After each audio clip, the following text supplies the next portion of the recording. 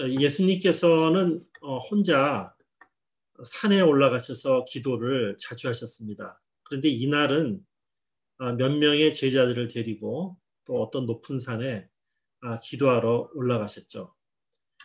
그런데 제자들이 전혀 기대하지 못했던 일이 벌어졌습니다. 갑자기 예수님의 몸이 변화되는 것이었어요. 참으로 신기한 경험입니다. 빛으로 둘러싸인 그 예수님의 몸, 광채가 빛나는 예수님의 몸을 보았습니다. 그리고 거기에 어떤 다른 두 사람이 함께 있는 것도 보았습니다. 성경은 모세와 엘리야다 이렇게 이야기를 하고 있죠. 이 예수님의 몸이 변화된 사건, 소위 변화산상 이야기는 이 공관복음서 모두에 기록되어 있습니다. 그리고 베드로 후서에 베드로가 자기를 비롯한 제자들이 직접 이것을 목격하였다 이렇게 진술하고 있습니다. 보통 그 예수님에 관한 5대 주요 사건이 있는데요. 그 중에 하나가 이 예수님의 몸의 변화입니다. 그 5대 사건이라는 것은 예수님의 세례, 오늘 이 사건인 예수님의 변형, 예수님의 십자가 죽음, 예수의 부활, 그리고 예수의 승천입니다. 그래서 교회는 전통적으로 이 예수님의 변모 사건을 굉장히 중요한 절기 중 하나로 기념하고 있습니다. 이 사건이 중요한 이유는 왜 그럴까요? 유한한 인간의 특성을 가진 예수님, 인간의 몸을 가지신 예수님이 영원하신 하나님과 조우하는 그런 장면이기 때문에 그렇습니다. 예수님 자신이 바로 천지를 만드신 하나님과 그 하나님의 피조물을 하나로 결합하는 그러한 장면이기 때문에 그렇습니다. 그래서 더 이상 세상과 하나님이 분리되지 않고 예수님 안에서 하나 되는 그러한 사건이기 때문에 이 예수님의 변모 사건이 대단히 중요한 것입니다. 그런데 이때 두 사람이 함께 있었습니다. 바로 모세와 엘리야죠. 여러분 알다시피 모세와 엘리야는 구약의 율법과 예언을 대표하는 그런 사람들입니다. 모세는 히브리인들을 애굽의 압박에서 해방시킨 그런 하나님의 일꾼이었습니다. 또 엘리야는 회개의 선지자였습니다. 여러분 구약의 맨 마지막에 있는 예언서 말라기의 또 맨 마지막 두 기절을 보면 이렇게 되어 있습니다. 주의 크고 두려운 날이 이르기 전에 내가 너희에게 엘리야 예언자를 보내겠다. 그가 아버지의 마음을 자녀에게로 돌이키고 자녀의 마음을 아버지에게로 돌이킬 것이다. 이것이 구약 맨 마지막에 있는 말씀입니다. 이 두 사람의 역할이 바로 예수 안에서 하나로 통합되고 바로 이 예수가 해방과 구원을 이루는 하나님의 아들 메시아이심을 드러내는 장면이 바로 이 예수님의 변모 사건이었습니다. 예수님이 메시아임을 드러내는 아주 중요한 사건이었죠. 그런데 이 사건에 굉장히 의미심장한 대목이 하나 있습니다. 오늘 읽은 마가복음에는 그게 안 나오는데 누가복음에 보면 그것이 나옵니다. 누가복음 9장 30절, 31절에 이렇게 되어 있습니다. 모세와 엘리야가 예수께서 예루살렘에서 이루신 일, 곧 그의 떠나심에 대하여 말하고 있었다. 이렇게 얘기를 하고 있습니다. 이 모세와 엘리야가 예수님과 대화를 하고 있는데 예수님이 이제 예루살렘으로 곧 올라가셔서 그의 떠나가심에 대하여 말하고 있었다. 이때 이 떠나가심이라는 헬라어가 엑소도스라는 말입니다. 즉 모세가 이스라엘 백성을 애굽 땅에서 이끌고 그 탈출한 것을 기념하는 엑소도스예요. 그게 동일한 단어입니다. 바로 구원과 해방을 이루는 것을 말하고 있는 것이죠. 그런데 우리는 오늘날 그 예수님이 떠나간 게 어떤 길인지를 알고 있습니다. 바로 십자가 고난과 죽음의 길이었죠.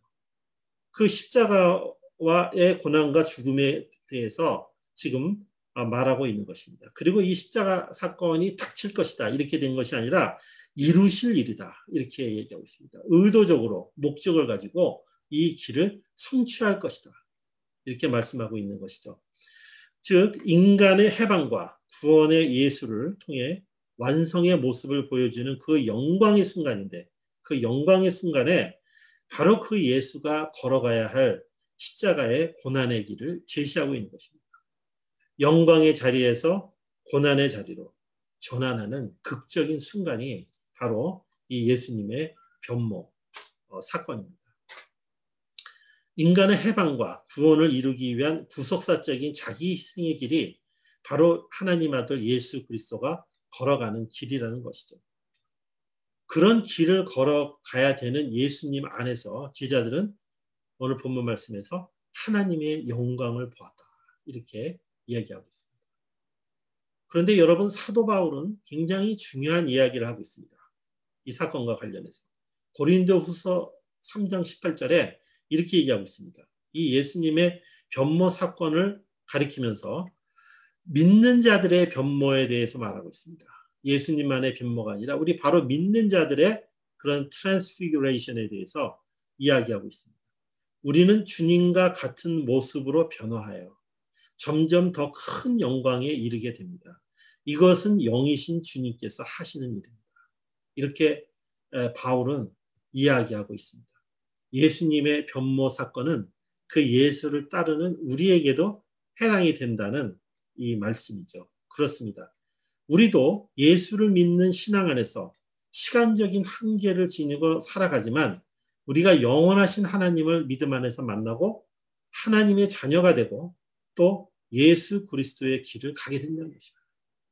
그러면서 그렇다면 이처럼 변모된 우리가 걸어가는 진정한 길, 그건 무엇입니까?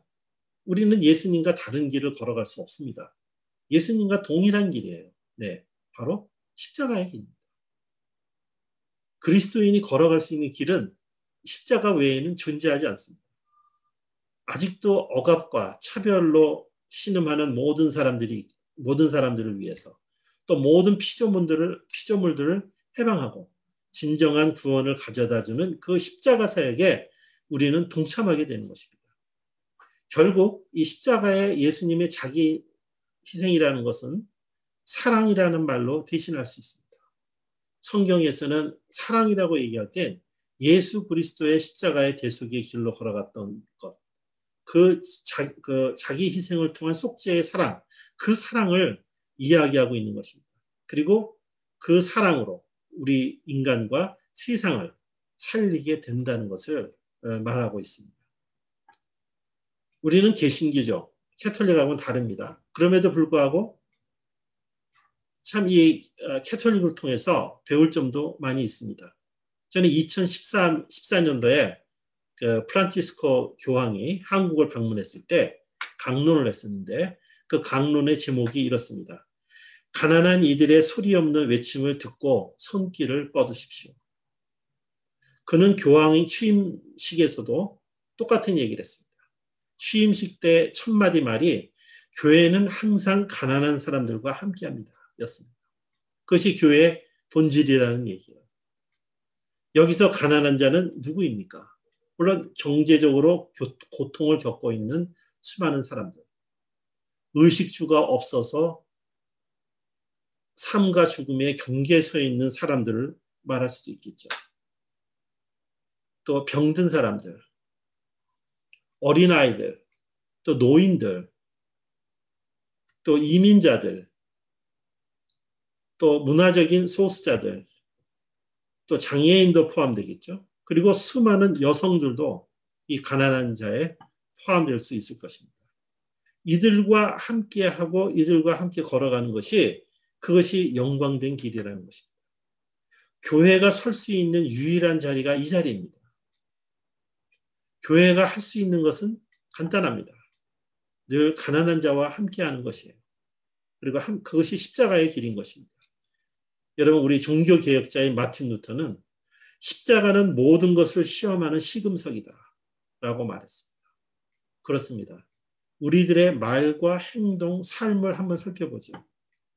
나의 말과 행동의 가치를 평가하는 기준이 무엇입니까? 다시 마틴 루터의 말로 하자면 십자가는 모든 것을 시험하는 시금석이다. 그 판단의 기준이 십자가에 있다면 우리는 건강한 그리스도인으로 지금 살아가고 있는 것입니다. 나의 삶의 자리가 어디에 놓여 있는지 그거를 오늘 예수님은 묻고 있습니다. 사도 바울도 그것을 물었습니다. 당신들의 삶의 자리는 지금 어디에 있습니까? 우리는 주님과 같은 모습으로 변화하여 더 큰 영광에 이르게 됩니다. 이것이 영이신 주님께서 하시는 일입니다. 영이신 주님께서 우리를 십자가의 길을 걸을 수 있게 만드십니다. 그 말인 것입니다. 우리 교회가 또 우리 개인이 이런 십자가의 길이 없다면 다시 한번 생각해 봅니다. 나는 그리스도인으로서 어떤 자리에 있는가. 바울이 말한 이 말을 저는 다시 한번 상기하고자 합니다. 우리는 주님의 영광을 바라보고 있습니다. 이렇게 해서 우리는 주님과 같은 모습으로 변화하여 점점 더 큰 영광에 이르게 되는 것입니다. 그렇습니다. 우리 교회의 행동, 또 우리 개인의 삶의 행동, 삶에 우리를 움직이는 원동력이 무엇일까 한번 생각해 볼 수 있는 이 주간이 되기를 바랍니다.